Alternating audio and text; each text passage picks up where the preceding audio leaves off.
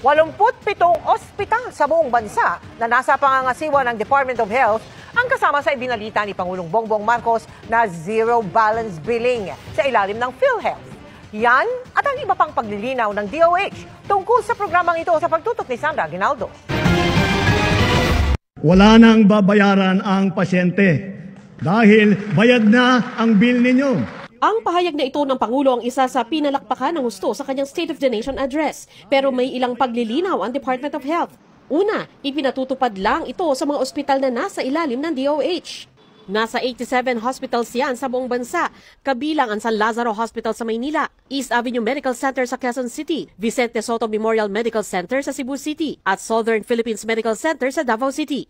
Ikalawang paglilinaw ng DOH para ito sa basic accommodation o yung tinatawag na ward sa mga DOH hospital. Basta wag lang kayo nasa private kasi pag nagpunta ka sa private, may bayad yung doktor, may bayad yung room. Basta nasa basic accommodation ka ng DOH, bayad na bill mo.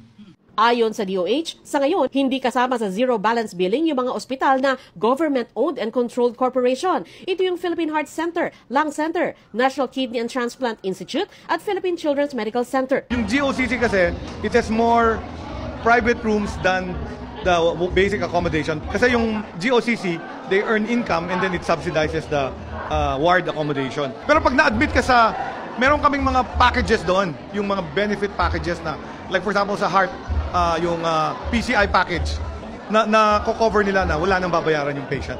Sabi pa ni Herbosa, pinatupad na ito sa DOH hospitals noong Mayo o bago pa man i-anunsyo ng Pangulo. Ang no balance billing, essentially it's a PhilHealth coverage for all our patients. For government hospitals, we ask for the PhilHealth membership. So one, we ask for the ID. Then if the patient cannot provide the ID, meaning baka hindi siya member, the hospital will facilitate for the enrollment of the patient to the PHIC or PhilHealth. Wala na tayong guarantee letter required from the patients. Ang pondo para malibre sa hospital bill ang ating mga kababayan, sasagutin ng PhilHealth at ng DOH. Kung may procedure man na kailangan gawin at hindi kasama sa coverage ng PhilHealth, papasok daw ang iba pang pondo gaya ng medical assistance to indigent and financially incapacitated patients, Philippine Charity Sweepstakes Office at Philippine Amusement and Gaming Corporation. Paano naman daw kung may kailangang gamot habang nakakonfine ang pasyente? Kasama rin ba yon sa sasagutin ng gobyerno? Babayaran na lang ng government yung gastos sa gamot mo while you're in the hospital. May mga gamot na hindi namin bibili sa Department of Health Hospitals. Ito yung mga gamot na wala sa Philippine National Drug Formulary. For the PhilHealth, it's 100% coverage. That includes the minimum care provided at the hospital.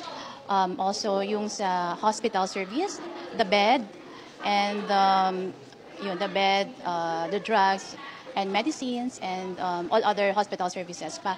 Isa rin sa kadalasang pinagkakagastusan ng pasyente sa ospital ang paggamit ng mga hospital equipment. Pero sabi ni Herbosa, may sapat na kagamitan naman daw ang mga DOH hospital. Aminado ang DOH, bilyon-bilyon ang pondong kailangan lalo't inaasahan daw niyang lolobo ng 20% ang pasyente sa mga DOH hospital. Pero hindi naman umano duduguin sa gastos ang gobyerno. May budget talaga kami, capital outlay, personal services, and maintenance and operating expense. Sagot ng government yon. Para sa GMA Integrated News, Sandra Aguinaldo, nakatutok, 24 oras.